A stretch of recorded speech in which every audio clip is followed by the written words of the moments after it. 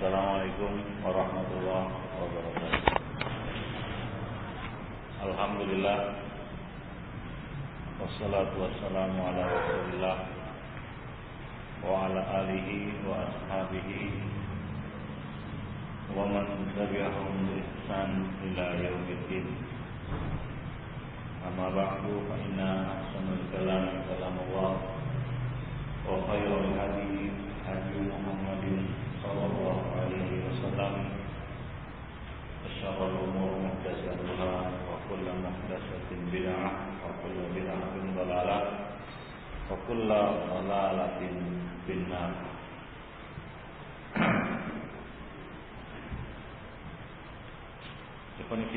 Kita masih membahas buku Qaulul Mubin, kesalahan orang-orang yang sholat berkaitan dengan sifat sholat mereka. Poin yang ke-19 adalah tahmid atau taqdiyatul ainain bersalat. Tahmid dan taqdiyah, menutup mata, ya, artinya memejamkan mata di dalam sholat, atau sengaja seorang menutupkan matanya dengan kain di dalam sholat. Ya, dia pakai apa? Penutup mata. Ada itu seperti di pesawat itu untuk mau tidur, ada penutup mata. Nah, bolehkah itu dipakai di dalam sholat dengan menutup mata, atau memejamkan mata di dalam sholat? Nah, ini merupakan salah satu kesalahan yang terjadi, yaitu sebagian orang sengaja menutup matanya di dalam sholat. Qala Ibnu Qayyim al-Jauziyah mengatakan, walam yakun min hadihi sallallahu alaihi wasallam taqmidu ainaihi fi shalat. Tidak termasuk petunjuk Nabi di dalam sholat adalah menutup kedua matanya. Nabi tidak pernah menutup kedua matanya di dalam sholat. Waqad taqaddama annahu kana fi tasyahhud yumi'u bi basarihi ila asbu'ihi fi du'a. Dan telah disebutkan sebelumnya bahwa di dalam tasyahhud beliau mengarahkan pandangannya ke jari beliau di dalam berdoa, yaitu dari tunjuk ketika berisyarat di dalam tasyahhud. Wala yujari basaruhu isyaratahu, dan itu tidak melewati jari ataupun tidak beralih kepada yang lain selain dari isyarat tersebut. Qala al-Fairuz al-Abadi, kana Rasulullah sallallahu alaihi wasallam yaftahu ainaihi al-mubarakah fi shalat.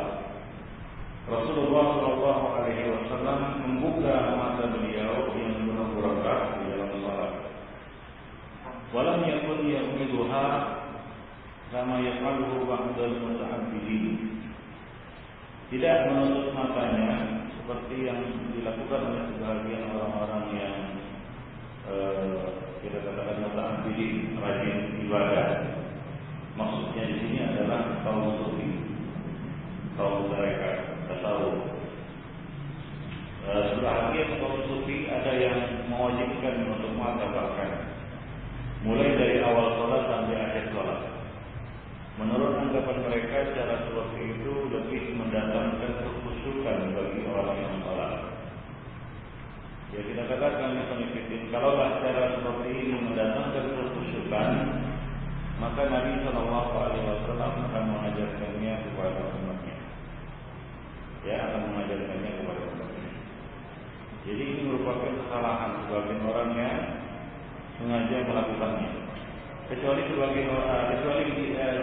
yang melakukannya tanpa sengaja ataupun ya karena sesuatu atau karena agak ngantuk dan kadang-kadang tutup juga mata, atau karena mata letih dan kadang-kadang menutup juga mata, atau sebab lain yang dilakukan secara spontanitas tanpa ada keyakinan bahwa menutup mata itu lebih baik daripada membukanya.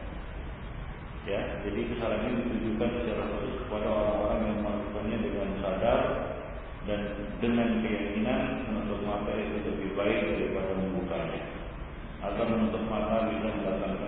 khusyukan di dalam sholat. Nah, sebagian orang sufi melakukan itu ya, lebih batil lagi, yaitu dengan alasan ataupun dengan tujuan agar bisa menghadirkan wajah gurunya di dalam sholat. Jadi perlu menjam dia, ya, perlu menjam dan membayangkan wajah gurunya di dalam sholat atau mursyidnya atau kiainya dan sejenisnya. Nah, ini lebih batil lagi, bahkan kita katakan sebaliknya, orang yang menutup mata justru pikirannya entah kemana, menghayal. Kalau kita menutup mata, ada dua kemungkinan. Ya, dia itu sudah menerawang entah kemana-mana pikirannya, atau dia mengantuk hingga dia menutup matanya. Ya, oleh karena itu Rasulullah mencegah untuk menutup matanya bisa mungkin di dalam sholat.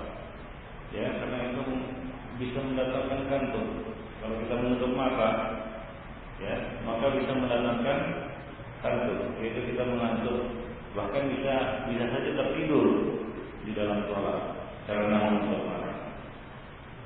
Wadallat katsirun min al-ahdath ala annahu lam yakun yaghmidu 'ainaihi fi shalah.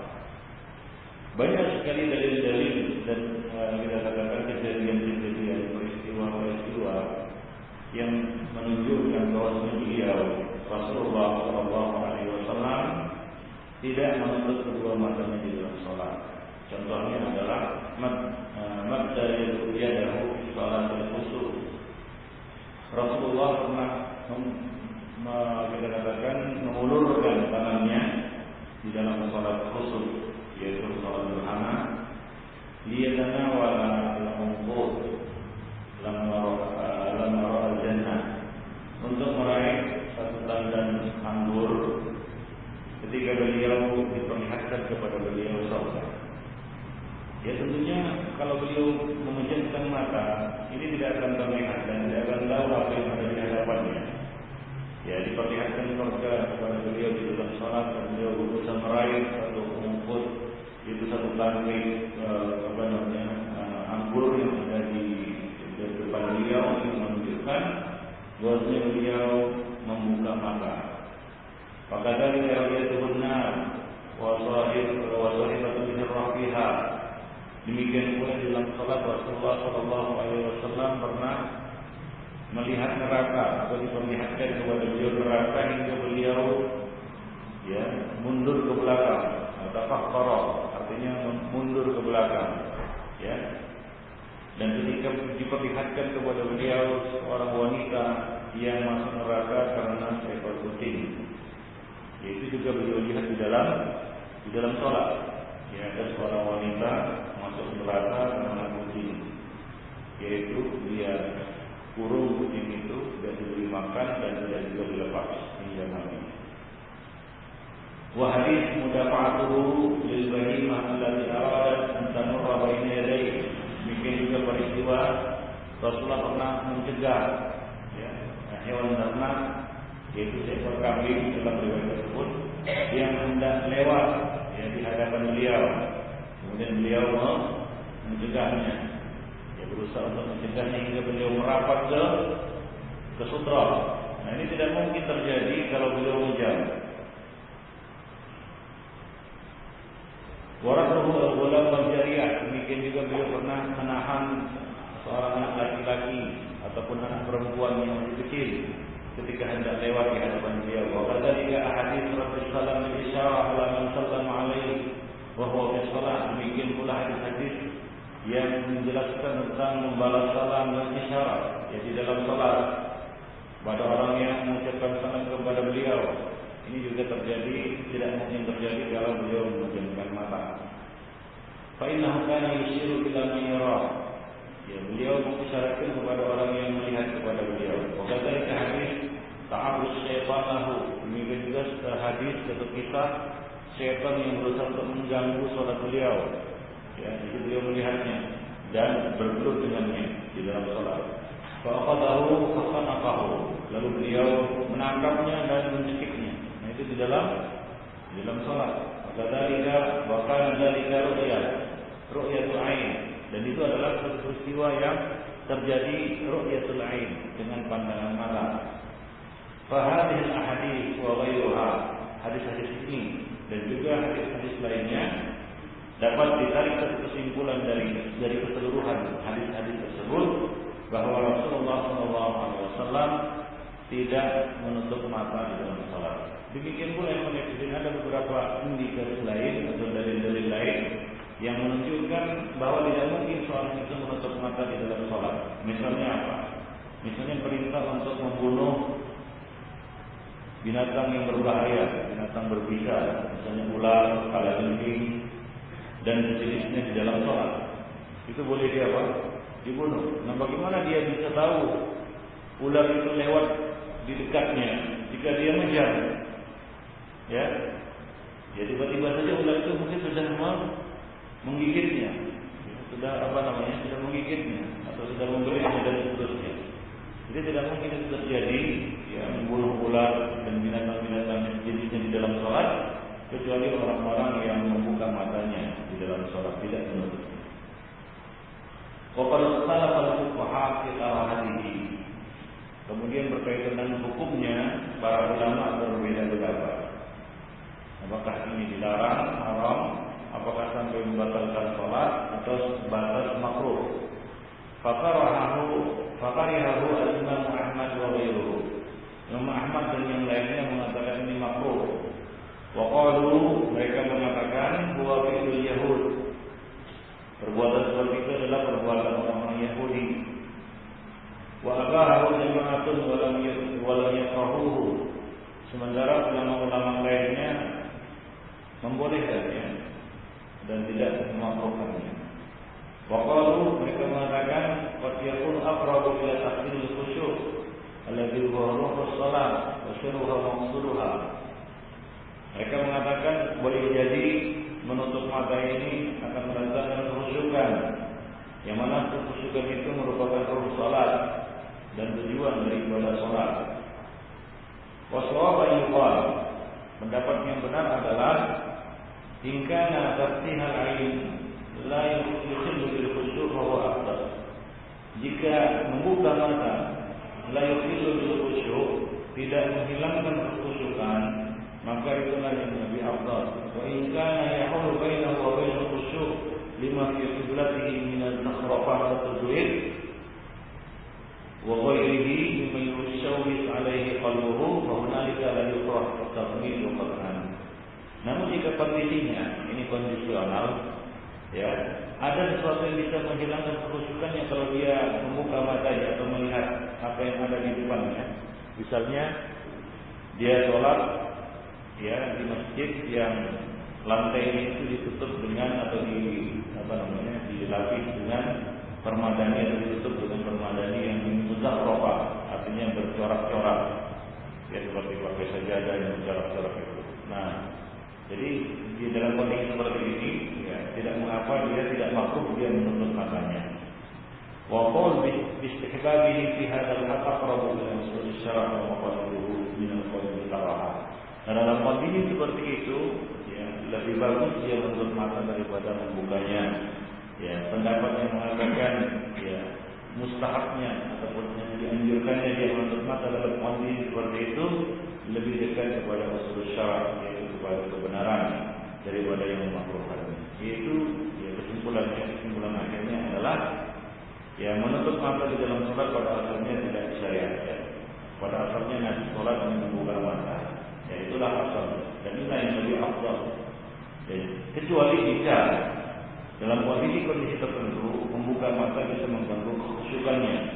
Misalnya dia sholat terpaksa, ya, di hadapan sajadah yang bercorak, yang bergambar dan seterusnya, dan dia tidak bisa menghindarinya, maka menutup mata dalam kondisi seperti ini, ya, lebih dianjurkan, ya, daripada membukanya. Wallahu a'lam. Namun tentunya, ya, dia tidaklah menutup mata dari awal sampai akhir. Artinya dia boleh lebih banyak menutup matanya daripada membukanya. Kemudian yang berikutnya, jadi yang kelima dan yang keenam, ya, kesalahan salat berikutnya adalah kasratul harakah wal abasus shalah. Nah, ini juga sering terjadi dan kita lihat ya di antara orang-orang yang salat, yaitu apa? Banyak bergerak. Ya, dan atas bermain-main di dalam salat, yaitu melakukan gerakan-gerakan yang tidak perlu, yang tidak termasuk bagian dari salat atau tidak dibutuhkan. Ya, misalnya sebagian orang salat dengan terus menggaruk-garuk badannya, ya, atau menggaruk-garuk kepalanya, atau memencet jerawatnya, atau morek-morek hidungnya, hidungnya atau kupingnya, telinganya, ya, atau mencungkil giginya. Ada sebagian orang seperti itu, ya. Nah, ada sebagian orang yang sibuk memainkan tangannya entah untuk keperluan apa.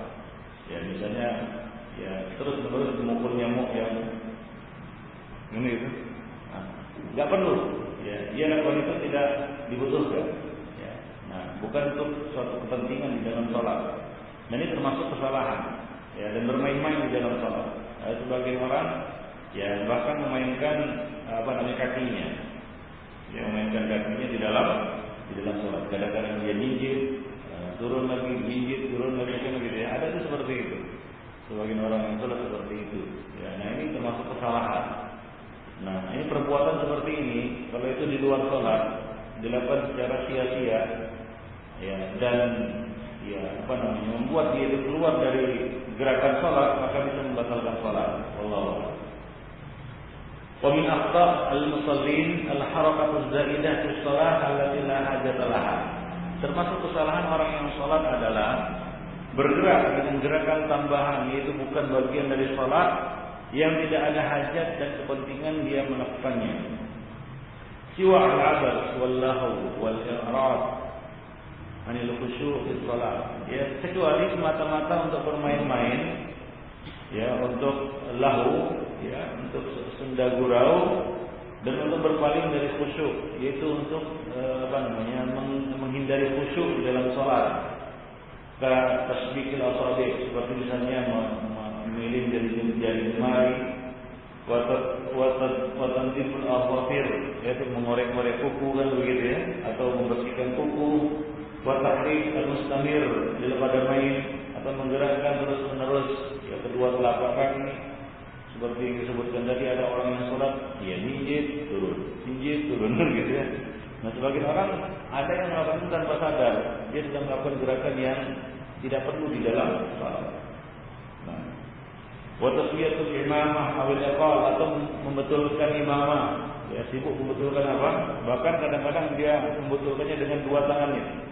Bahkan ya sebagian orang yang salat kita lihat, ya, dia melepas imamahnya kemudian dia pasang lagi. Nah, itu di dalam salat.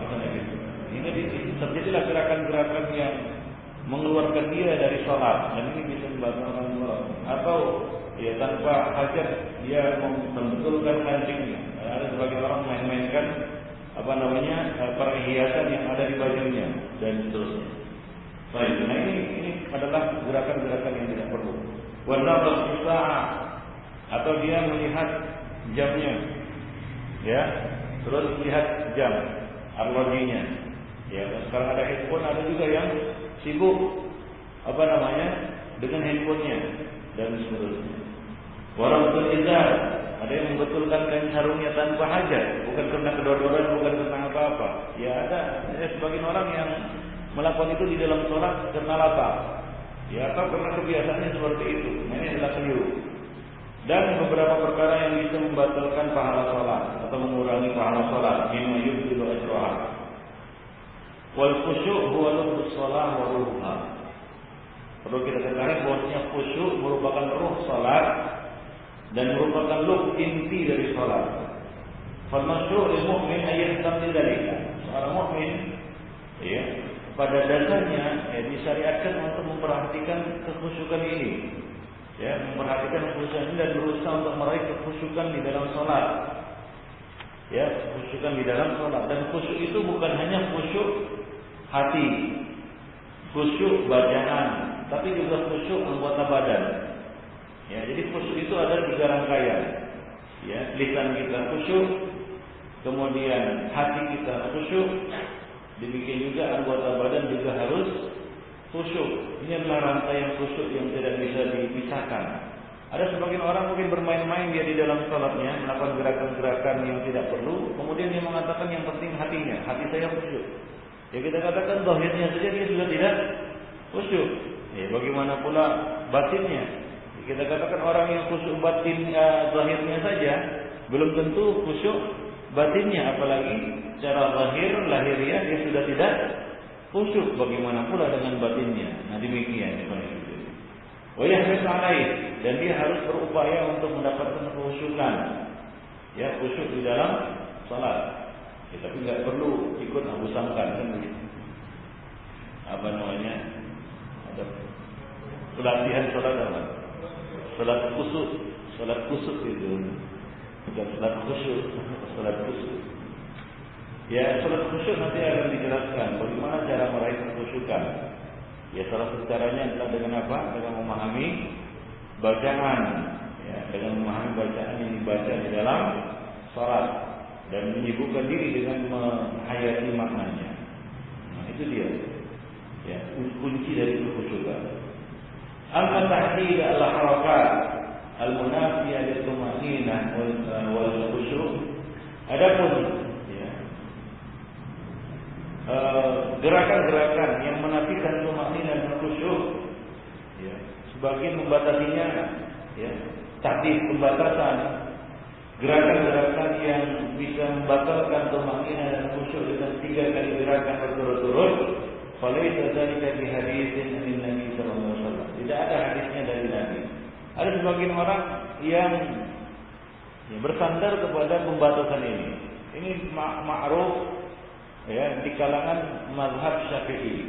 Di kalangan mazhab Syafi'i, dan sejak kecil kita di doktrin seperti itu.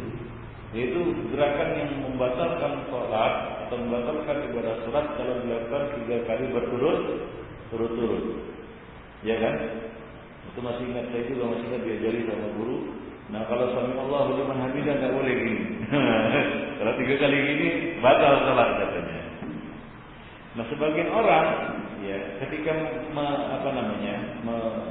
mengetahui bahwasanya pembatasan itu 3 kali gerakan, mereka melakukan 2 kali gerakan kemudian diam, garuk. Nah, 2 kali. Nah, tapi terus menerus. Ya, nah ini sama saja ikhwan fillah azanallahu wa iyyakum. Ya, itu mengurangi kekhusyukan, jelas menghilangkan kekhusyukan.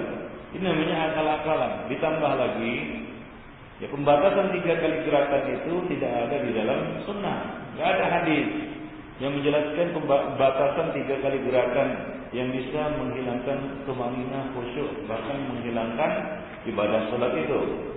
Wa inna dzalika min kalami ba'di ahli ilmi wa laysa alaihi dalilun yu'tamad. Itu hanyalah perkataan sebagian ulama, tidak ada dalil yang bisa dipegang dalam masalah tersebut. Walakin yuqra al-'abas fi shalah. Namun jelas, ya, sudah pasti makruh bermain-main dalam salat. Seperti menggerak-gerakkan hidung atau jenggot, sebagian orang sibuk dengan apa? Jenggotnya kan begitu ya. Wal malabis, sibuk dengan pakaiannya. Ya, sebagian orang sibuk dengan aksesoris yang dipakainya, jamnya dan seterusnya. Ya. Wa idza kasara al-'abas wa tawala abtala shalah.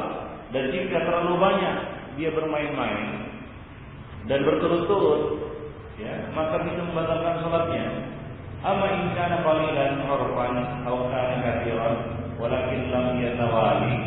Adapun jika sedikit atau banyak tapi tidak berturut-turut, ya, fa inna salata tabtulu bihi. Nah, salat tidak batal karenanya. Tapi kalau berturut-turut kan gitu ya, seperti yang kita sebutkan tadi, dia membetulkan imamahnya. Ada sebagian orang, ya kita katakan secara uruf dia sudah keluar dari gerakan salat. Misalnya apa? Kalau misalnya ma'dzur, ya, secara uruf ma'dzur dan dimaklumi misalnya tiba-tiba saja imamahnya kendor kan begitu sampai tertutup, mungkin makul, masuk akal kalau dia memperbaikinya kan begitu ya, mengikatnya kembali begitu. Nah, sebagian orang ada yang melakukannya abas, sia-sia. Artinya apa? Imamahnya bukanlah kedodoran. Tapi dia sengaja, ya dia buka lagi, dia rapikan lagi, kemudian dia ikat lagi. Nah ini al-abas, inilah abas di dalam sholat. Nah, sama seperti kancing baju. Kalau kancing baju di dalam sholat Allahu Akbar, ya, ternyata masih terbuka kan begitu ya. Kemudian orang menutupnya, ya itu mungkin masih masuk akal. Tapi kalau ada sebagian orang udah tertutup, dibukanya, ditutupnya lagi kan begitu, tanpa hajat, bermain-main saja. Nah ini bisa membatalkan salat. Ibadah kita. Alhamdulillah wa iyyakum. Walakin yusra al-mu'min an yuhafiz 'ala al-khusyu'.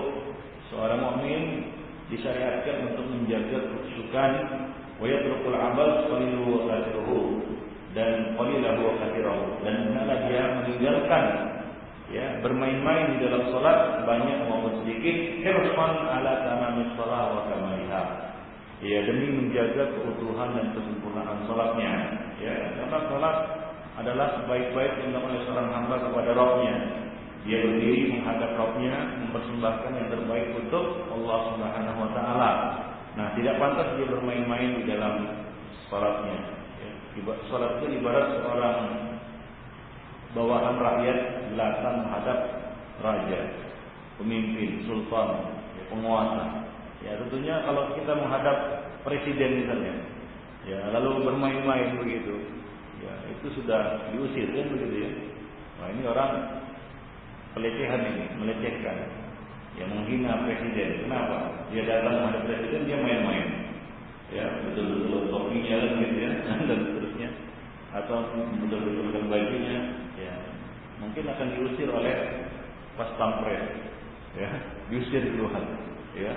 Nah demikian. Nah begitulah seorang hamba di dalam salat dia menghadap Rabbul Alamin, Malik Yaumiddin, Raja, ya hari kemudian. Maka hendaklah dia harus sungguh-sungguh, ya harus dalam kondisi yang sempurna, dalam kondisi yang prima menghadap Allah Subhanahu Wa Taala dengan segenap hatinya, menghadapkan wajahnya, hatinya kepada Allah Subhanahu Wa Taala. Waqad ra'a an-nabiy sallallahu alaihi wasallam aqwaman ya'baduna bi aydihim bis shalah. Rasulullah sallallahu alaihi wasallam pernah melihat beberapa orang yang bermain-main dengan tangan mereka di dalam salat, mempermainkan tangan mereka di dalam salat.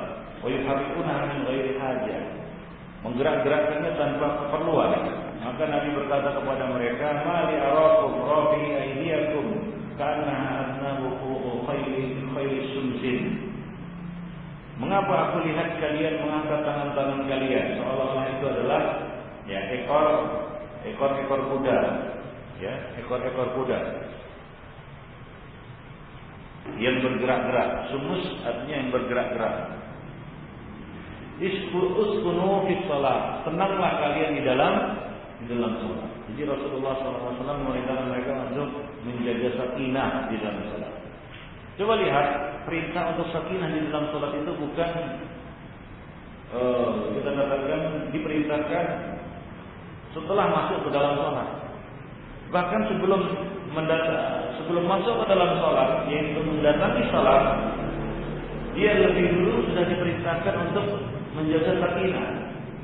Ya, jika kamu datang kepada salat untuk mengerjakan salat, ya, maka janganlah kamu terburu-buru. Fa'tuha wa antum wa 'alaikum bis-sakinati wal waqar.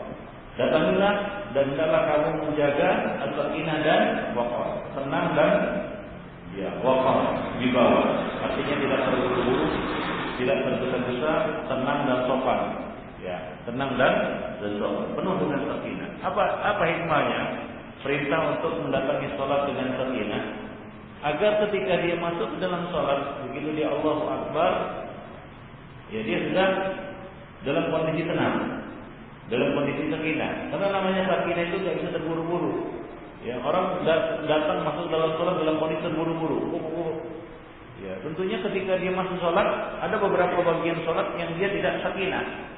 Maka karena itu, ya, mendatangi salat saja kita diperintahkan untuk apa? Untuk sakinah, untuk menjaga sakinah, ketenangan, agar begitu dia masuk di dalam salat dia sudah dalam kondisi tenang sejak awal salat. Nah, kalau terburu-buru, terengah-engah, ya masuk ke dalam salat, Mungkin ya beberapa bagian dari sholatnya dia masih terengah-engah. Mungkin satu rakaat dia masih masih mengambil nafas. Nggak tahu lagi apa yang dibaca, kan begitu ya. Itu orang yang terengah-engah, nggak bisa dia konsentrasi untuk membaca, ya apalagi menghayati bacaannya. Nah, maka dari itu Rasulullah memerintahkan kita untuk datang mendatangi sholat dengan apa? Dengan sakinah, ya, dan waqar, dengan penuh kesopanan. Baik. Fi hadzal hadis al-amru bis-sukun fi shalah wal khusyu' fiha wal iqbal 'alaiha. Dalam hadis ini ada perintah untuk sukun, tenang, ya, di dalam salat. Khusyuk. Jadi khusyuk itu diidentikan dengan ketenangan. Kalau kaitannya dengan lahiriah. Kalau kaitannya dengan lahiriah, yaitu apa? Perbuatan anggota badan, maka khusyuk itu diidentikan dengan apa? Dengan sakinah, sukun, ketenangan. Kalau khusyuk itu berkaitan dengan batin, maka itu erat kaitannya dengan istihdar, yaitu menghadirkan hati di dalam sholat, tidak lalai, ya, tidak menerawang pikirannya entah kemana-mana. Jadi kalau berkaitan dengan anggota badan, maka khusyuk itu identik dengan apa? Sakinah, sukun, tenang. Ya, kalau berkaitan dengan batin, maka itu identik dengan istihdar qalbi, ya, di salat, menghadirkan hati di dalam salat. Baik.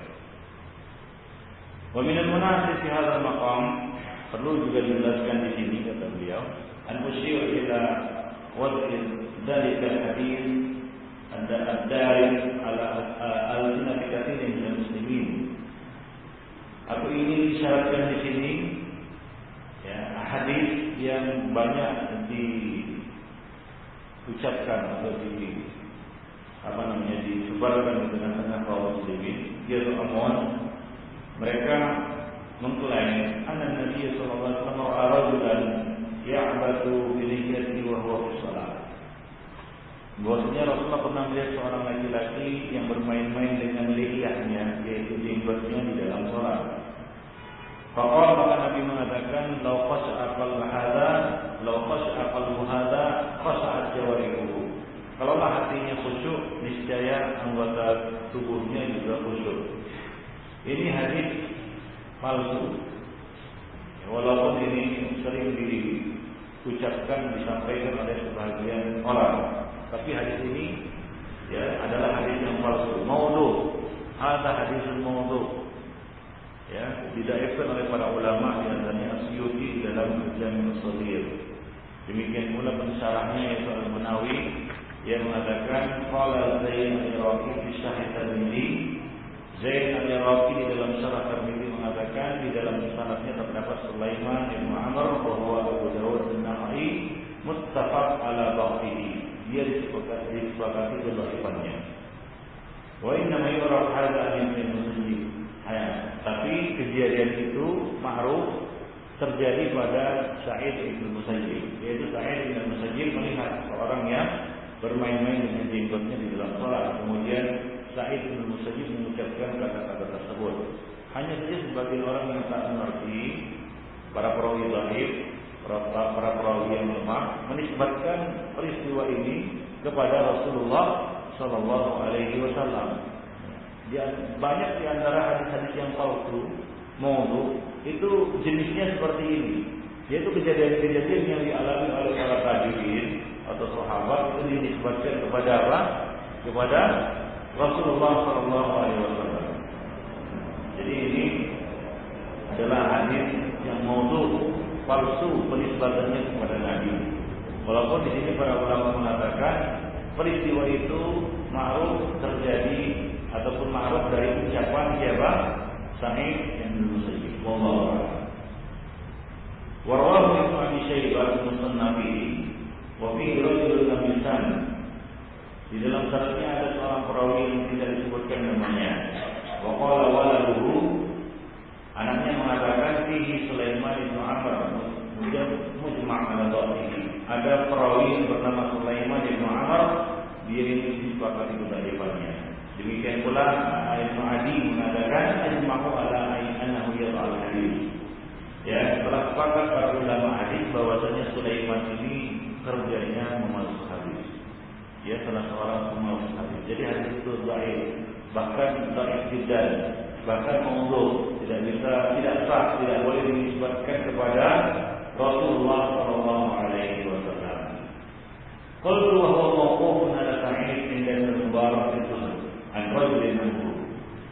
Ya, nah di sini penulis mengatakan peristiwa itu terjadi atas Sa'id yang diriwayatkan oleh Ibnu Mubarak di dalam kitab tersebut. Ya, dari seorang laki-laki darinya. Bal wa hadza sanadun dhaifun li jahalatil rajul. Ya. Itu juga dhaif kata beliau karena ada perawi yang majhul. Jadi hadis ini maudhu secara marfu dan dhaif secara mauquf. Bal secara mauquf. Jadi penisbatannya kepada Sa'id bin Musayyib juga dhaif. Ya, juga dhaif. Wallahu a'lam.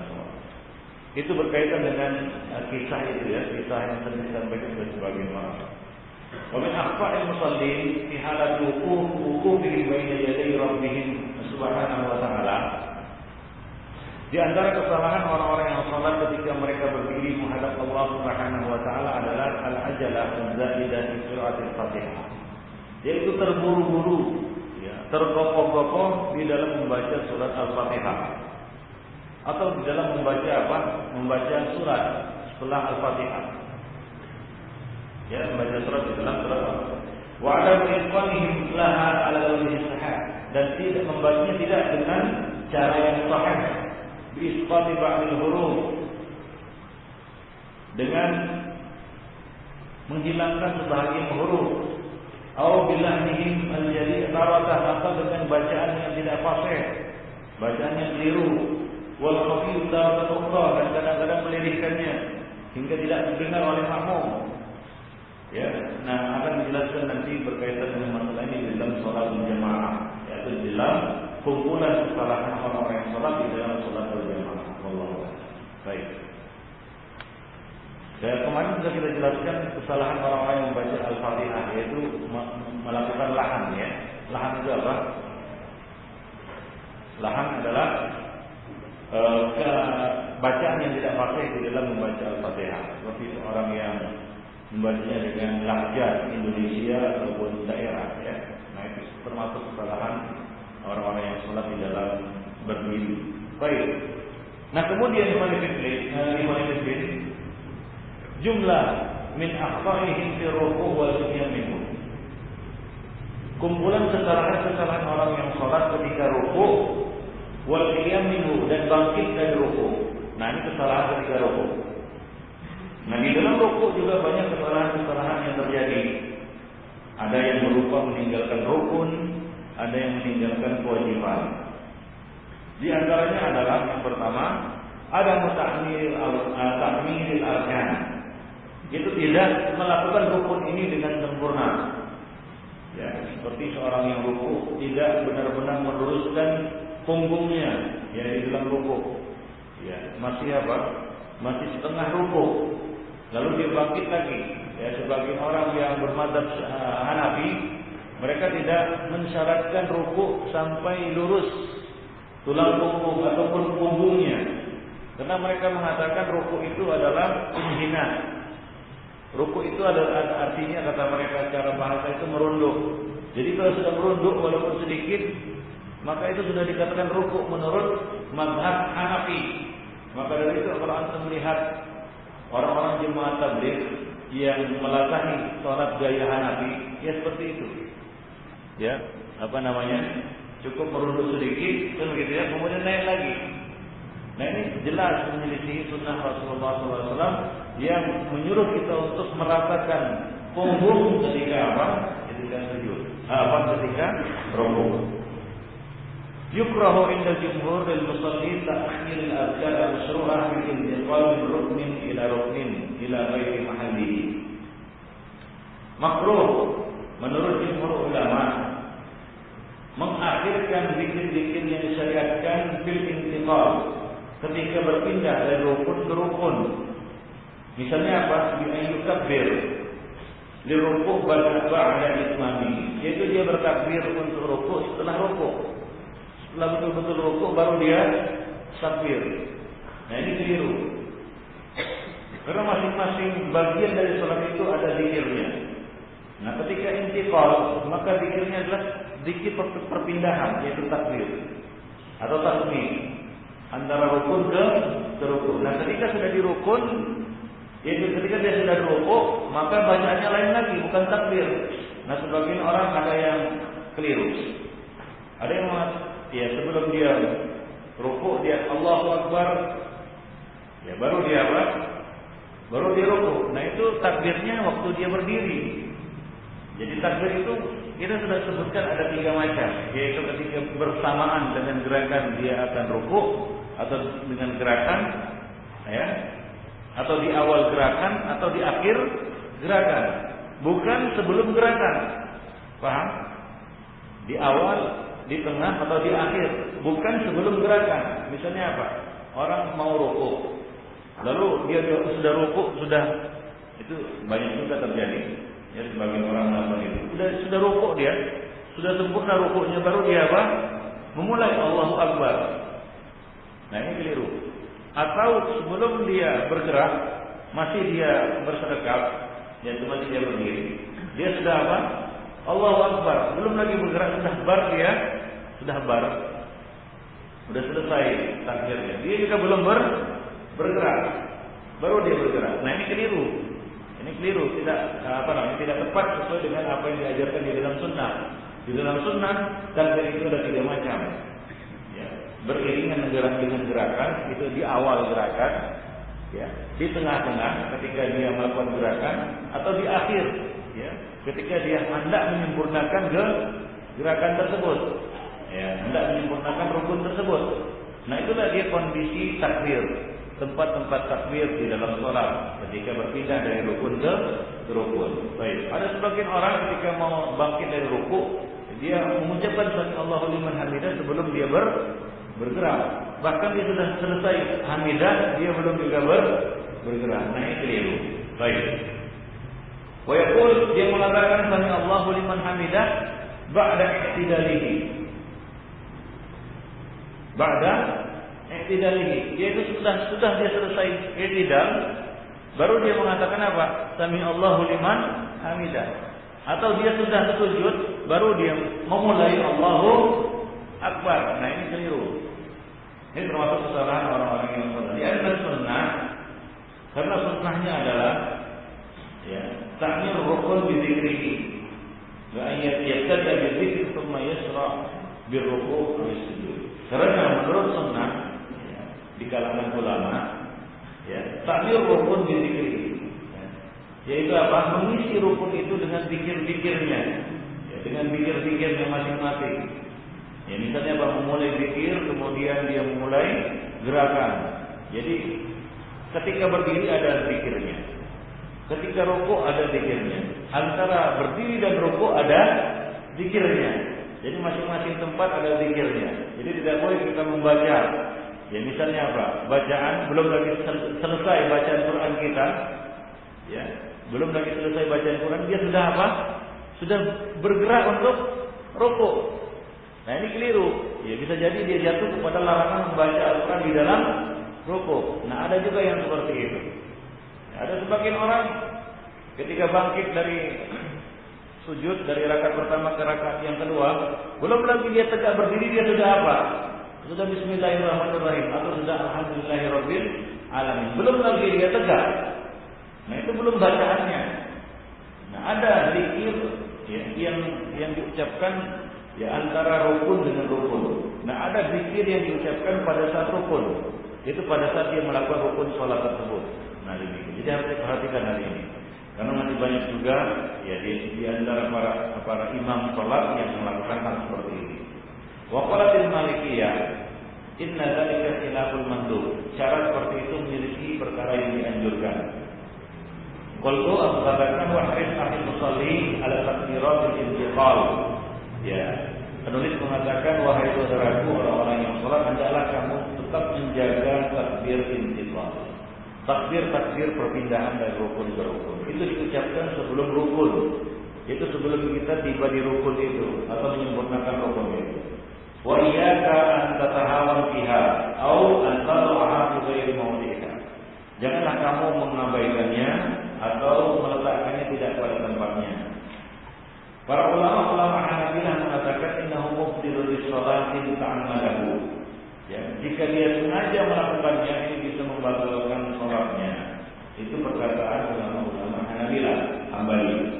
Wajib alaihi sujud sahwi in fa'alahu sahiyan. Jika dia melakukannya tidak sengaja, lupa, maka dia harus sujud sahwi menurut mereka. Dia ada ta'khirul arkan berzikir wajib indahum. Karena menurut mereka ulama-ulama Hambali, mengisi rukun-rukun itu dengan zikir masing-masing adalah wajib. Warwajib, pendapat yang wajib adalah pendapat Hanabilah tadi, yaitu pendapat ulama-ulama Hanabilah. Ad-duha hadhihi takbirat min sunan. Ya, karena takbir-takbir ini termasuk sunnah-sunnah yang diajarkan oleh Rasulullah SAW. Dan Rasul mengatakan apa? Sallu kama ra'aitumuni usalli. Wa yunadi amran Nabi sallallahu alaihi wasallam al-musi' salatahu biha. Dan ini juga bertentangan dengan perintah Rasulullah kepada orang yang buruk salatnya. Di mana Rasulullah SAW mengajarkan kepadanya, ya, tata cara salat mulai dari takbir sampai salam. Nah, itu dijelaskan, ya, masing-masing zikir dan tempat-tempatnya. Ya, jadi bacaan subhanallah, bacaan ruku, bacaan sujud itu tidak boleh dibaca ketika dia bergerak antara ruku dan sujud dan seterusnya. Baik. Fahiyah kita wajib. Berarti menurut dia hal itu adalah wajib. Ya. Dan didukung lagi dengan keumuman sabda Rasulullah SAW, sallu kama ra'aitumuni usolli. Salatlah kamu seperti kamu melihat aku mengerjakannya, kata Rasulullah. Ya, waqtar al-Imam Syaukani min al-awtar, termasuk dari Jabar. Al-Imam Syaukani telah menjelaskan di dalam kitab Nailul Awtar, demikian juga di dalam Nailul Jarrar, bahwasanya annal asl fi jami'il umur al-waridah fi hadits al-musi' salatu al-wujub. Bahwasanya semua perkara yang disebutkan oleh Rasulullah di dalam hadis kisah, ya, perintah Nabi kepada orang yang buruk salatnya itu adalah wajib. Ya, itu kisahnya masyhur, yaitu seorang laki-laki yang salat, kemudian setelah salat Rasulullah menyuruhnya untuk mengulangi salatnya 3 kali. Kemudian dia mengatakan, ya Rasulullah, aku tidak bisa mengerjakan selain itu. Maka Rasulullah mengajarkannya, ya, apabila kamu hendak salat maka berwuduklah, kemudian menghadap kiblat, kemudian bertakbir dan seterusnya. Nah, para ulama mengatakan semua bagian-bagian yang disebutkan di dalam hadis tersebut wajib. Nah, demikian. Itu maksudnya. Fa subhana rabbi wa qad nassa asy-Syaukani nafsuhu fi an-Nail anna hadhihi takbirat mimma jaa fihi fi ba'd riwayat. Dan Syaukani menjelaskan di dalam Nailul Awtar juga bahwasanya takbir intiqal ini termasuk yang disebutkan di dalam riwayat-riwayat tersebut. Nah, demikian.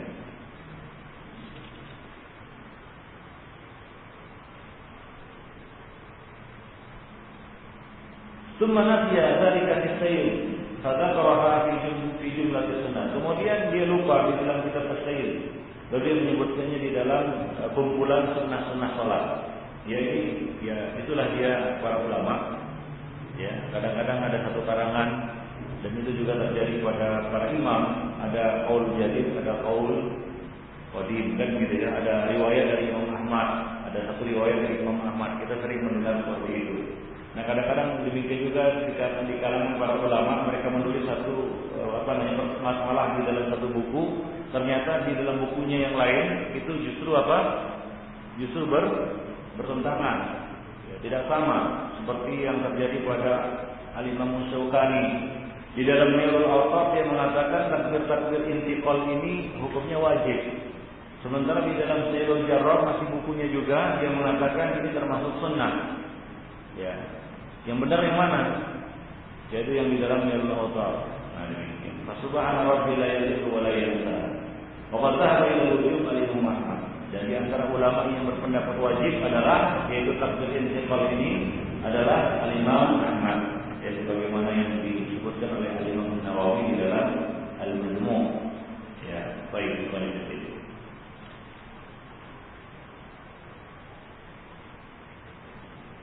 Wahtajja lahu bil umum sabiq. Beliau berhujjah dengan keumuman yang telah disebutkan dahulu. Lalu beliau lupa ataupun tersamar atasnya hadis musyi, yaitu terlewat darinya hadis musyi shalah.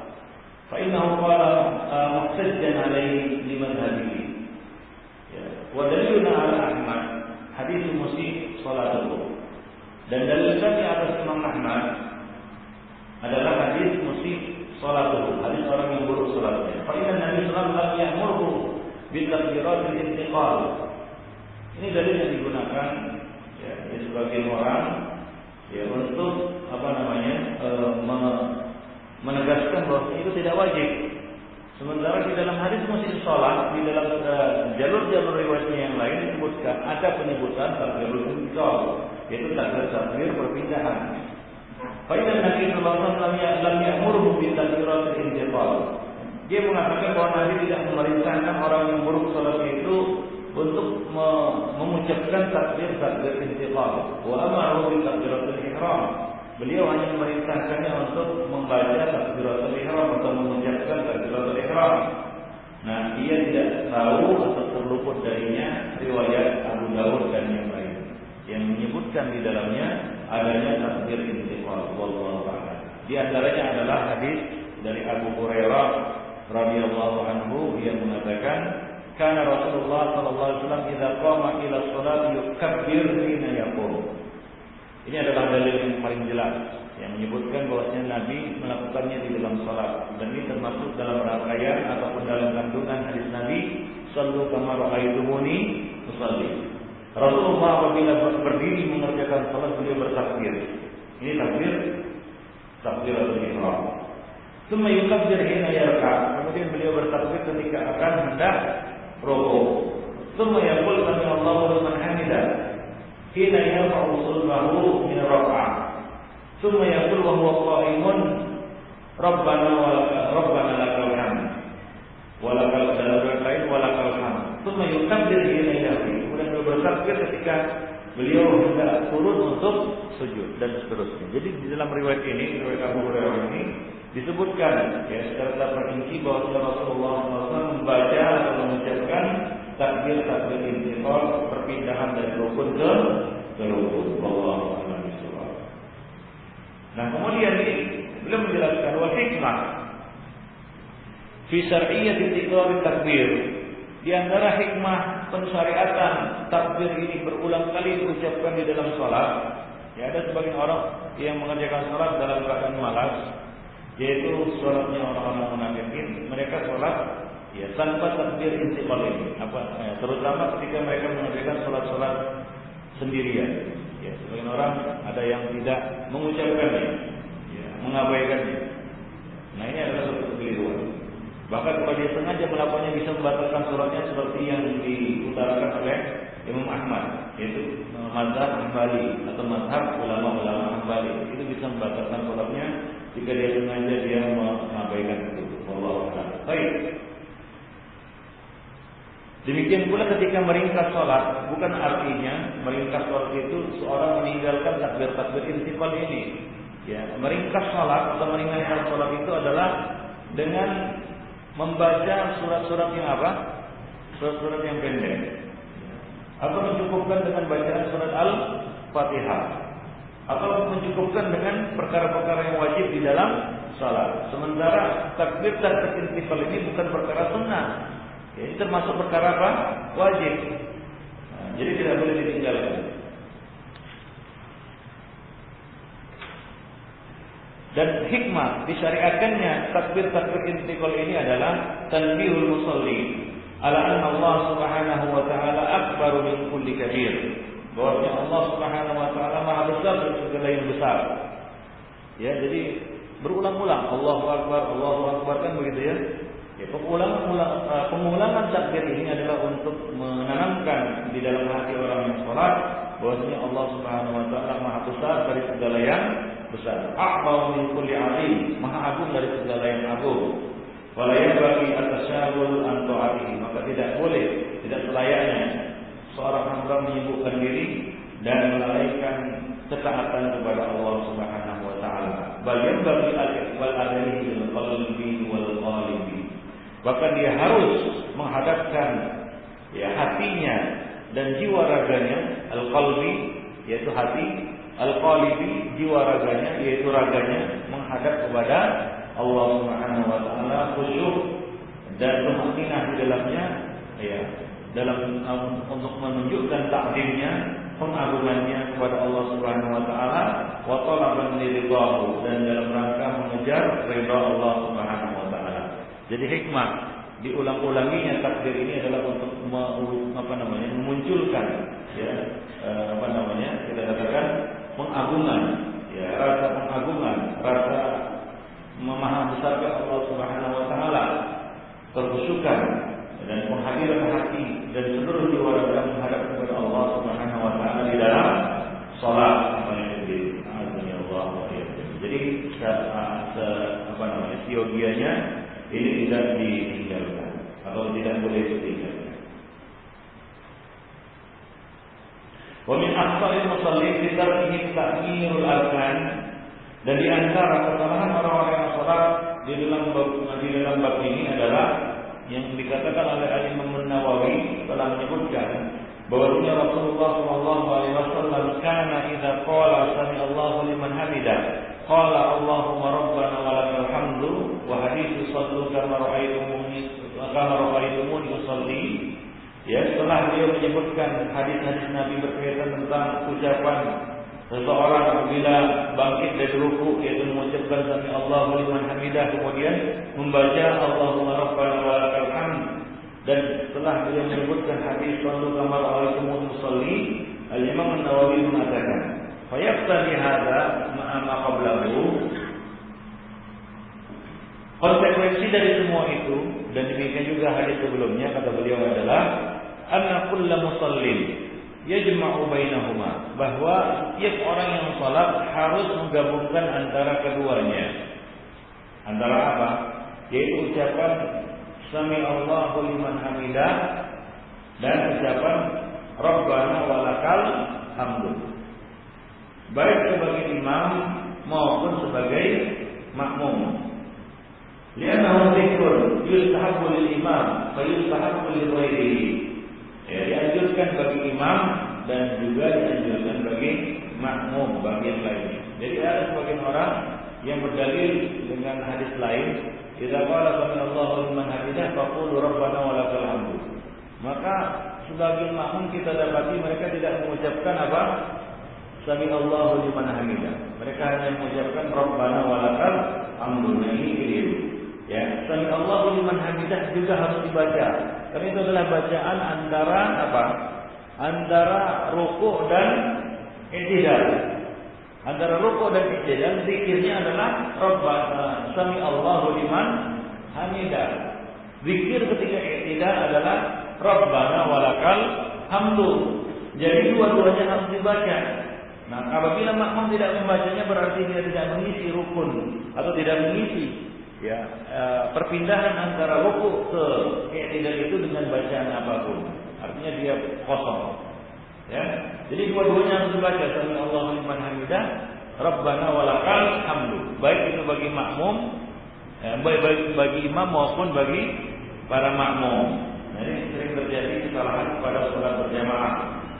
Makmum tidak membaca rabbana sami Allahu liman hamidah. Sama seperti Rasulullah SAW mengatakan, apabila imam membaca ghairil maghdubi alaihim, maka bacalah apa? Amin. Apakah makmum tidak membaca ghairil maghdubi alaihim? Tentunya tidak. Mereka juga membaca ghairil maghdubi alaihim jika seorang itu mengikuti bacaan imam, kan? Dia juga mengucapkan ghairil maghdubi alaihim, lalu dia membaca amin. Rasul mengatakan jika imam mengatakan rabbana ghairil maghdubi alaihim, maka bacalah amin. Apakah imam tidak membaca amin?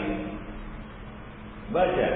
Dan apakah Artinya makmum tidak membaca ghairil maghdubi alaihim, membaca dua-duanya membaca. Nah demikian. Jadi itu tidak bisa dipahami dari situ bahwasanya hanya imam yang membaca ghairil maghdubi alaihim dan hanya makmum yang membaca amin. Tidak. Sebagaimana di dalam hadis ini. Ya. Nah dalam hadis ini juga kalau kita pakai zahirnya, apabila imam membaca Rabbana sami'allahu liman hamidah, maka bacalah apa? Rabbana walakal hamdu. Nah kita katakan kepada orang-orang yang mengatakan makmum tidak membaca sami'allahu liman hamidah. Apakah antum juga mengatakan bahwasanya imam tidak membaca Rabbana walakal hamdu? Ada sebagian imam juga seperti itu. Dia hanya membaca sami'allahu liman hamidah, tidak membaca Rabbana walakal hamdu. Lalu mereka membaginya, bacaan makmum Rabbana walakal hamdu, bacaan imam sami'allahu liman hamidah. Nah ini keliru. Ya. Yang benar bagaimana? Dua-duanya membaca sami'allahu liman hamidah, Rabbana walakal hamdu. Nah demikian. Kata tasbih di ruku' wa ghairi. Bagaimana ucapan tasbih dalam ruku' dan ucapan-ucapan zikir-zikir lainnya. Di anna shalah mabniya ala alla yabtulu an dzikri fi shay'in minha. Karena merupakan rahasia salat. Ya, salat itu dibangun di atas zikir. Wa aqimi shalah tadi zikri. Dan tegakkanlah salat untuk mengingatku. Ya, dan salat itu dari awal sampai akhir adalah zikir. Dan tidak boleh ada bahagian dari salat itu yang kosong dari zikir. Ya termasuk di antaranya apa? Perpindahan dari rukun ke rukun. Itu juga diisi dengan zikir. Fa'ilam yakun bidzikraini fi ar-raf'i wal i'tidal fa ahadu halaini khaliyan min dzikri. Jika dia mengatakan, jika dia tidak mengatakan atau membaca sami'allahu liman hamidah atau Rabbana walakal hamdu ketika dia bangkit dan i'tidal, bangkit dari rukuk dan i'tidal, maka salah satu dari keduanya dia tidak membaca zikir. Imma dia tidak membaca zikir ketika berpindah dari apa? Rukuk ke i'tidal, atau dia tidak berzikir ketika i'tidal. Nah demikian itu.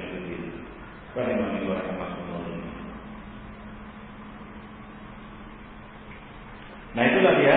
Nah di sini beliau membantah ya, sebagian orang yang menggunakan dalil sabda Rasulullah SAW, wa idza qala sami'allahu liman hamidah faqulu rabbana walakal hamdu. Faqala ashabuna fama'nahu qulu rabbana lakal hamdu ma'a qad alimtumuhu min qawlin sami'allahu liman hamidah. Ya. Rekan-rekan kami mengatakan maknanya adalah kalian ucapkan Rabbana walakal hamdu disertai dengan apa yang sudah kalian ketahui ucapannya, yaitu apa? Sami'allahu liman hamidah. Wa inna ma khassa hadha bi dzikri annahum kanu yasma'una jahran nabi bi sami'allahu liman hamidah. Disebutkan hanya Rasulullah hanya menyebutkan ya Rabbana walakal hamdu untuk para makmum karena makmum sudah mengerti. Ya, si imam sudah membaca apa? Sami'allahu liman hamidah. Fa inna sunnah ini al-jahr. Karena sunnahnya yaitu mengucapkan sami'allahu liman hamidah dengan keras. Sementara mereka tidak mendengar apa? Rabbana walakal hamdu. Maka Rasulullah SAW menjelaskan kepada mereka, ucapkanlah Rabbana walakal hamdu yang itu dibaca oleh imam tapi kamu tidak mendengarnya. Adapun sami'allahu liman hamidah semuanya mendengar. Si makmum, ya ini si imam yang menerapkan bacaan, demikian juga makmum mendengarnya dan mereka bisa mengikutinya, mereka bisa mengucapkannya. Adapun ucapan Rabbana walakal hamdu, mungkin si imam membacanya, si makmum tidak mendengar. Maka Rasulullah menjelaskan kepada mereka bahwa bacalah Rabbana walakal hamdu ketika kalian atau sudah kalian mengucapkan Sami'allahu liman hamidah. Nah itulah dia jawaban dari hadis tersebut. Wallahu a'lam bishawab. Nah ini juga merupakan pendapat para ulama, di antaranya Al-Imam Suyuti dan lain-lain, dan ini masalah yang dipopulerkan oleh Syekh Al-Albani di dalam kitab Sifat Salat Nabi ya. Nah, beliau menjelaskan itu secara panjang lebar tentang masalah ini, yaitu kewajiban imam dan makmum mengucapkan Rabbana walakal hamdu Sami Allahu liman hamidah, Rabbana walakal hamdu. Baik imam maupun makmum, dua-duanya mengucapkan zikir tersebut. Ketika berpindah dari rukuk ke sujud ke i'tidal dan ketika dia berdiri i'tidal. Wallahu a'lam. Baik. Nah, berikutnya kita akan menjelaskan nanti tentang ada tumaninah ke rukuk wal i'tidal. Tidak tumaninah ketika rukuk dan ketika i'tidal. Wallahu a'lam. Baik, jadi itulah dia ya kesalahan yang keberapa tadi? Yang kedua berkaitan dengan kesalahan ketika rukuk dan i'tidal. Baik, bagi yang ingin bertanya silakan. Ya.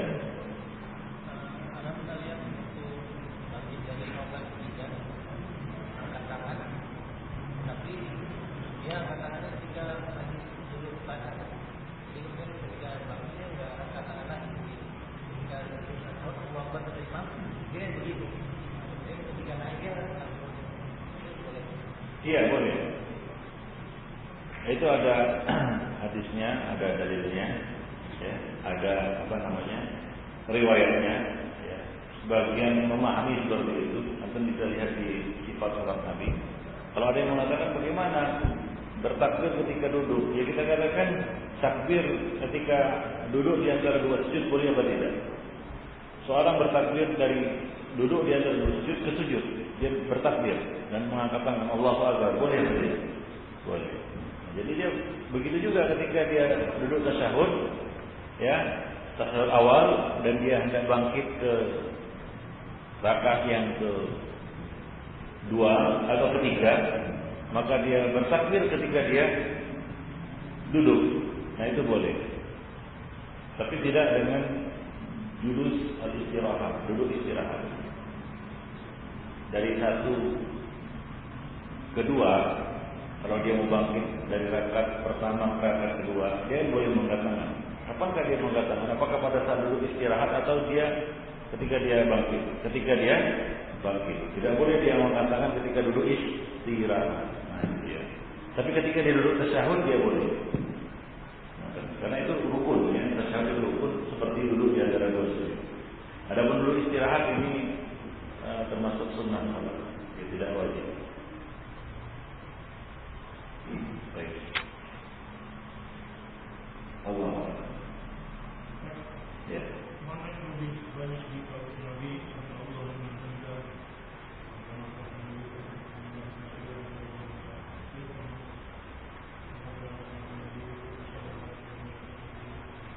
Ya, zikir-zikir dalam sholat, ya kita tak tahu mana yang paling banyak ya. Nabi membacanya, kadang membaca itu, kadang membaca ini. Yang terbaik adalah membaca seluruh zikir-zikir itu, menghafal seluruh zikir-zikir itu dan mengamalkannya secara variatif, yaitu azan. Hari ini kita mengamalkan doa ini agar semua bisa terpelihara, semua bisa terjaga, semua bisa kita amalkan. Karena masing-masing doa ada keutamaannya. Rasulullah SAW mengajarkan kepada kita banyak doa ketika ruku, sujud, ataupun doa-doa lainnya di dalam sholat. Nah itu sunnahnya adalah kita membaca apa yang diajarkan oleh Nabi. Kalau bisa kita menghafal semuanya dan membacanya secara berganti-gantian. Nah, Allah.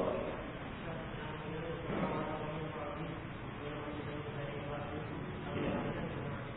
Tambahan yang mana? Ya saya itu ada. Antum bisa baca di buku-buku yang berkaitan dengan sholat.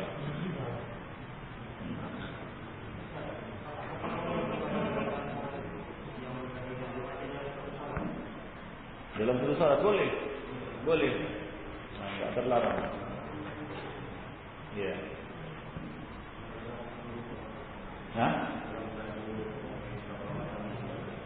Membaca beberapa macam doa di dalam sekali, misal rukuk ya. Ya, kita membaca subhana rabbiyal a'la, jalla subhanal azim wa bihamdihi ya.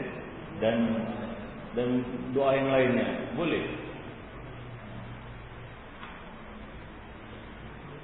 Misalnya kondisinya antum ikut imamnya panjang kan gitu ya, antum entah apa lagi yang membaca kan gitu ya. Maka silakan baca zikir-zikir yang ada. Tidak ada larangan. Tidak ada larangan dalam Islam. Allah. Dan juga di sini tidak menyebutkannya termasuk salah satu kesalahan, yaitu menggabungkan zikir-zikir itu.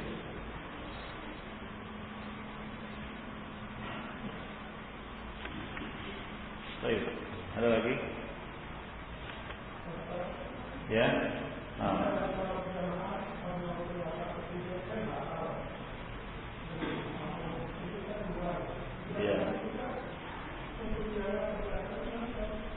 Ya, kita ikut dari awal lagi.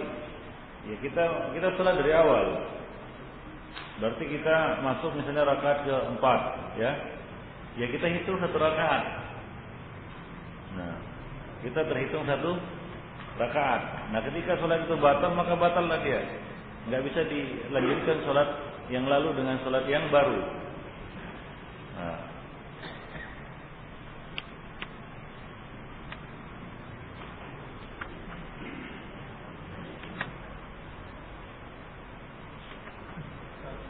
Ya. Kalau kita masuk kemudian kita akan membaca dari kita. Kita masuk di jalan Al-Fatihah. Masbuk, kemudian kita meninggalkan doa istiftah. Nah, langsung membaca Al-Fatihah dalam salat nanti Al-Fatihah. Dalam salat sir ya. Begitu. Dalam salat sir. Dia tidak mengapa.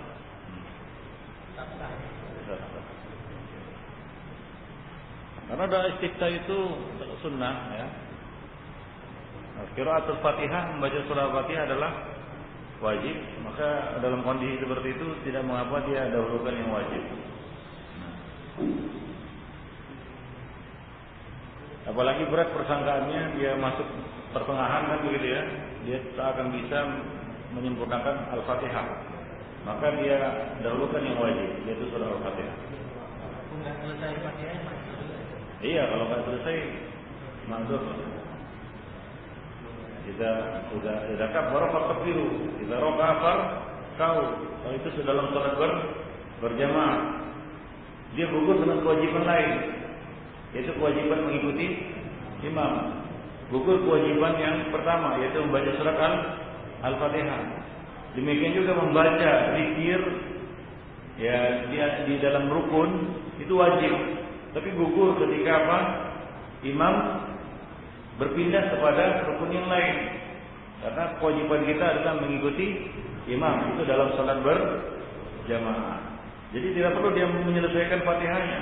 Sementara imam sudah ruku, ada sebagian orang tanggungan. Ya. Tidak boleh. Nabi mengatakan apa? Idza kabbara fakabbir. Idza raka'a farka'u. Idza sajada fasjudu, kan begitu ya. Jadi dia wajib mengikuti imam. Karena Nabi mengatakan innama ju'ilal imam liyu'tamma bihi. Imam itu kita angkat untuk diikuti. Nah, wajib.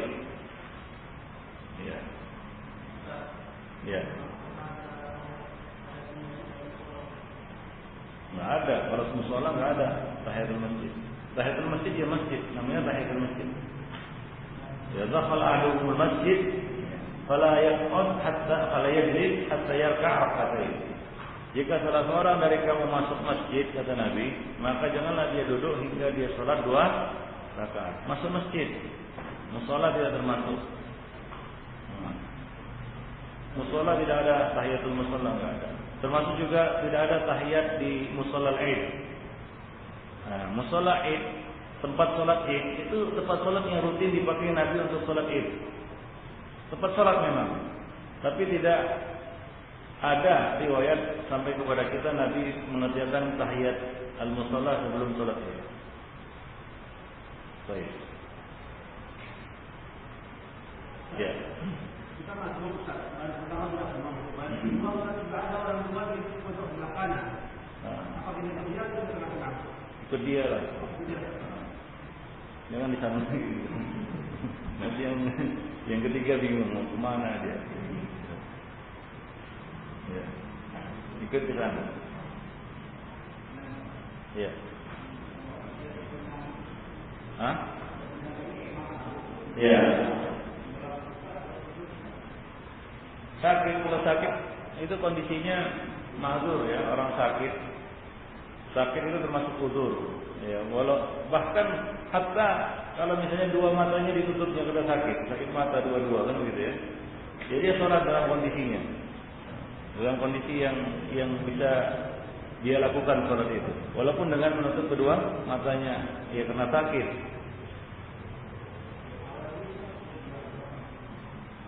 Ya, dia kalau sakit, kalau itu penyakit. Ya, misalnya dia alergi baru makan udang kan gitu ya, tiba-tiba komat, ya, maka sholatlah dia sambil garu-garu kan gitu. Kalau nggak digaruknya tambah parah.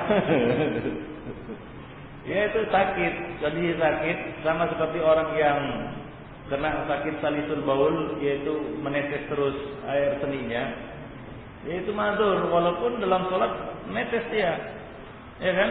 Tapi bagi orang yang berpenyakit, ya kalau diturutinya itu nggak salah sholat dia. Ada yang penyakit seperti itu, BCR dan seterusnya, itu apa namanya, longgar gitu. Terus keluar. Ada yang seperti itu.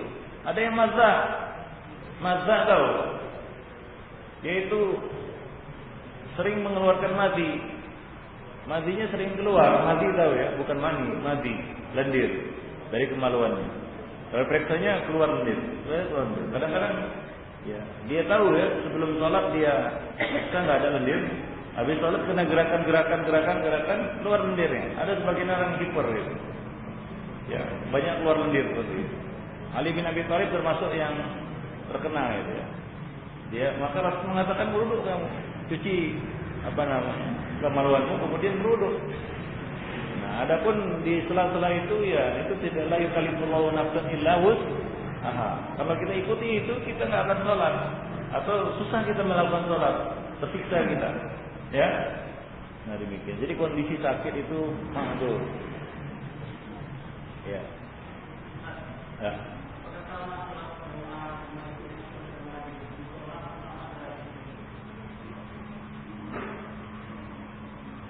Ya. Salat berjamaah itu lebih tinggi 27 derajat daripada salat sendirian. Nah ini ada tingkatannya. Nah kalau kondisinya antara salat masjid salat fardu di masjid dengan salat di rumah, yaitu lebih tinggi apa? Salat berjamaah di masjid 27 kali lipat tingginya daripada salat di rumah. Walaupun di rumah berjamaah. Kalau diadunya dengan apa? Dengan salat berjamaah di masjid ya. Nah, kalau diadu antara salat sendirian tidak di masjid, ya, antum safar, ya, kemudian ada orang berjamaah, ya, kemudian ada yang sholat sendiri, ada yang sholat sendiri, ada yang berjamaah, maka dalam kondisi seperti ini, ya, yang berjamaah lebih besar daripada yang sholat sendirian, walaupun mereka tidak melakukannya di masjid, paham? Itu dia. Misalnya begini, ya, sholat sudah selesai. Salat sudah selesai, jemaah sudah selesai. Ada orang rombongan belum sholat. Mana yang bagus? Mereka sholat sendiri atau sholat berjamaah? Ya, sebagian sahabat mereka kembali ke rumah dan sholat berjamaah di rumah. Seperti yang dilakukan oleh Abdullah bin Mas'ud dan sebagian sahabat lainnya. Untuk mengejar berjamaah. Walaupun kedudukannya tidak sama seperti sholat berjamaah di masjid bersama imam. Nah, demikian. Baik. Jadi itu tingkatan-tingkatannya. Lihat perbandingannya dengan apa? Kalau dibandingkan dengan sholat berjamaah di masjid ya beda. Ya. Kalau dibandingkan dengan sholat berjamaah di masjid bersama imam itu berbeda dengan apa? Yang dilakukan di luar itu. Walaupun yang dilakukan di luar itu berjamaah. Yang dilakukan di luar itu berjamaah. Allahu a'lam. Ya. Antara orang masjid ada sholat Jumatnya dan sholat. Iya. Enggak ada sholat Jumatnya. Iya. Sekarang musola itu ilegal atau legal? Artinya apa tujuan musola itu? Apa karena memang masih jauh? Maka itu kedudukan musola itu sama seperti masjid. Hanya saja statusnya musola. Nah, pahala dan lain sebagainya seperti pahala di masjid. Kenapa? Karena orang-orang itu sholat di situ ada halangan. Misalnya masjidnya jauh kan begitu, seperti yang terjadi pada salah seorang sahabat yang tidak bisa datang ke masjid. Kenapa? Karena dia pandangan matanya sudah lemah, kemudian kadang-kadang banjir, becek, dan dia nggak bisa datang ke masjid tersebut. Maka dia minta izin Nabi membuat musola di rumahnya. Nah, ini musola legal. Nah, sana ada musola ilegal, Artinya apa? Nggak ada hajat dia. Di sini masjid dia buat musola di sampingnya, nggak ada hajat di situ kan begitu ya. Nah, baik.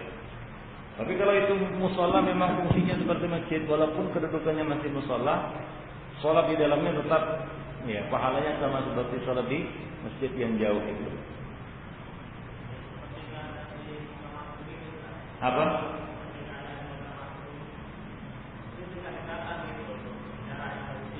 Ya di masjid, dilakukan di masjid. Namanya sholat ketika ada sholat fardu berjamaah, ada jemaah juga. Paling utama pengusaha itu yang memang benar-benar namanya sudah masjid.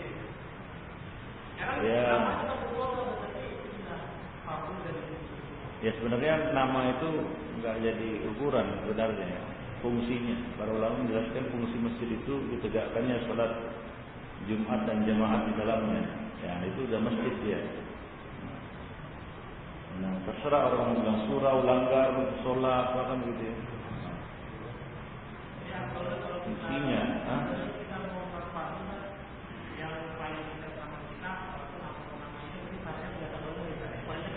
iyalah. Ya waktu belajar ataupun waktu kita membahas kalau nggak salah buku Mausu'ah Manhaj Syariah, bahwa diutamakan masjid yang paling tua yang ada, yang paling banyak jemaahnya, yang paling bagus qari'nya, kan begitu ya. Ada beberapa kriteria memilih masjid, yang paling dekat. Kemudian ada pertimbangan yang paling tua, artinya yang paling lama, yang lebih dulu kan gitu ya. Kemudian yang paling banyak jemaahnya. Kemudian ada pertimbangan yang lebih bagus bacaan imamnya. Dan ada kriteria hingga manakah yang lebih kita dahulukan. Nah, begitu. Iya, kalau itu sudah dieliminasi, sudah dicoret. Kalau sudah ada sifat-sifat yang kita tidak boleh sholat di situ, itu artinya sudah dicoret, nggak bisa. Tapi kalau ada masjid yang tua, ya di situ. Nah, ada beberapa kriteria. Mana yang kita dahulukan? Pertama tentu yang lebih dekat, kan gitu ya, faktor kedekatan. Kemudian faktor banyaknya jemaah, atau yang kedua faktor tua, lebih tuanya masjid itu. Kemudian faktor banyaknya jemaah. Kemudian faktor bagusnya qari yang membaca. Syekh Albani biasanya sholat subuh di masjidnya agak jauh. Kenapa? Karena di situ sunnah sholatnya dan bagus bacaannya. Jadi beliau sholat di situ walaupun agak jauh. Kriteria sholat di tempat yang paling dekat itu dengan catatan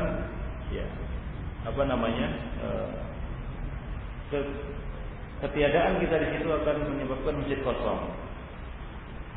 Tapi kalau ketidakhadiran kita di situ tidak menyebabkan masjid kosong, maka tidak mengapa kita memilih yang lainnya. Demikian penjelasan dari Ibnu Hajar Al-Asqalani berkaitan dengan hadis itu. Oleh karena itu sebagian ulama ada yang memilih di beberapa masjid karena dia lihat misalnya lebih banyak jemaahnya dan seterusnya. Dengan catatan masjid yang lebih dekat darinya itu tidak kosong karena kepergiannya gitu.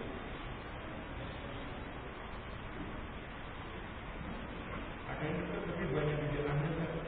Ya. Ada yang dekat tapi banyak bid'ahnya.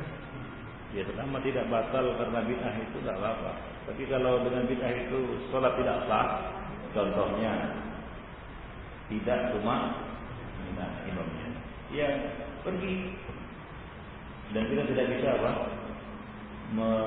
menggantinya, kan begitu ya. Maka kriteria yang lainnya dicari. Misalnya apa yang lebih besar, lebih tua, kan begitu ya, atau yang lebih banyak jemaahnya, atau yang lebih bagus qori'nya, yang lebih bagus salatnya, imamnya, kan begitu. Nah kalau bid'ahnya itu atau kesalahannya itu ya menyebabkan batalnya sholat, ya maka menyingkir. Misalnya imamnya ya kafir dengan bid'ahnya, kan begitu ya, maka menyingkir dari masjid yang lain. Itu dia. Apa? Ya misalnya Ahmadiyah, menganut Ahmadiyah, kan begitu kan? Apa? LDI enggak. Gitu ya. Bid'ah juga cuma bid'ah, bukan bid'ah kufriyah. Tapi kalau Ahmadiyah misalnya, Syiah juga enggak. Kecuali sebagian Syiah. Tapi tidak mutlak. Para ulama tidak mutlak mengkafirkan Syiah. Ya. Atau penganut aliran sesat yang jelas-jelas sesat, kan gitu ya. Seperti banyaknya sekarang ini menjamurnya apa? Aliran-aliran sesat, kan gitu ya. Misalnya ada yang mengaku nabi, kan gitu ya. Dan dia penganutnya, kan gitu ya. Maka sholat di belakangnya tidak sah. Kenapa? Karena bid'ahnya itu bid'ah mukafirah. Kan banyak sekarang yang mengaku nabi, yakin dia dirinya nabi, kan gitu ya. Mahdi, bahkan mungkin mengaku dirinya Tuhan seperti yang baru-baru lalu itu ya. Sholat di belakang orang-orang seperti ini enggak sah. Maka dia cari masjid yang lain atau imam yang lain. Baik.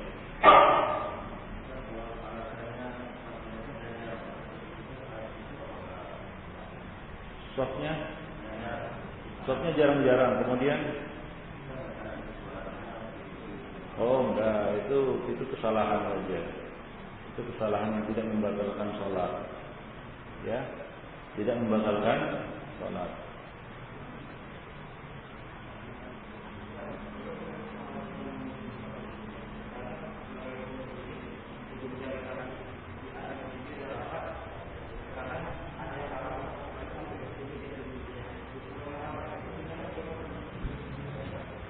Ya.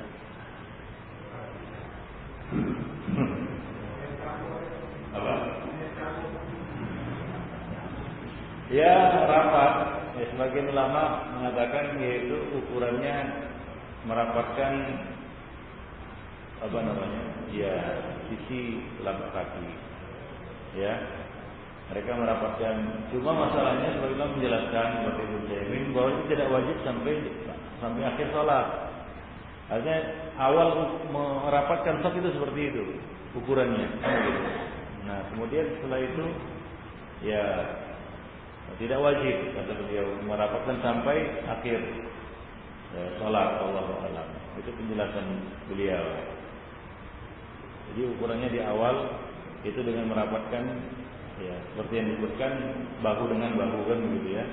Kemudian apa? Tumit dengan tumit, gitu ya. Telapak kaki dengan telapak kaki.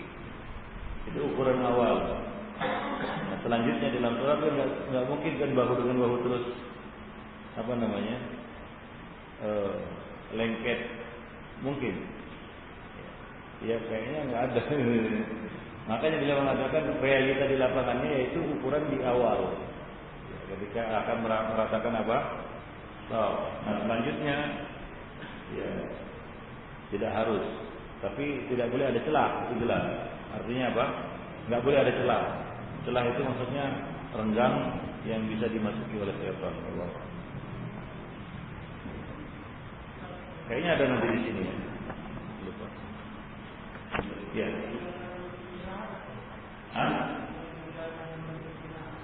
Ya nggak apa-apa. Itu sunnah.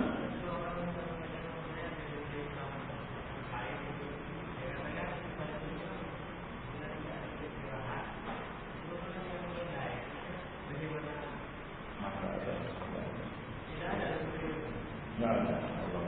Belum pernah ya dengar. Hah? Ya nggak ada. Itu sunnah sholat, bukan kewajiban. Sunnah sholat. Tapi dia harus apa? Yang masih ajin. Ya. Yang sholat. Itu ya. Gimana? Nah itu memiliki dia karena tidak yang sholat. Ya. Jadi sunnah. Ada penduduk istirahat itu tidak wajib. Wallahu a'lam.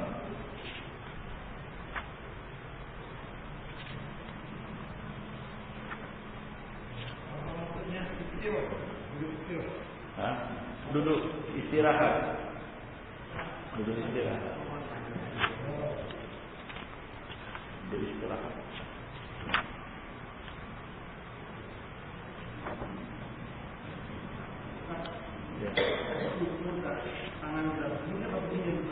Ya dua-duanya bisa.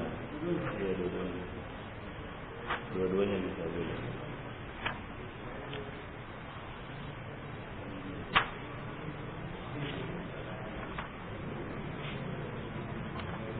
Baik, demikian Ibn Fiddin ya, kajian kita pada hari ini. Subhanallah wa bihamdihi, asyhadu an la ilaha illa anta, astaghfiruka wa atubu ilaik.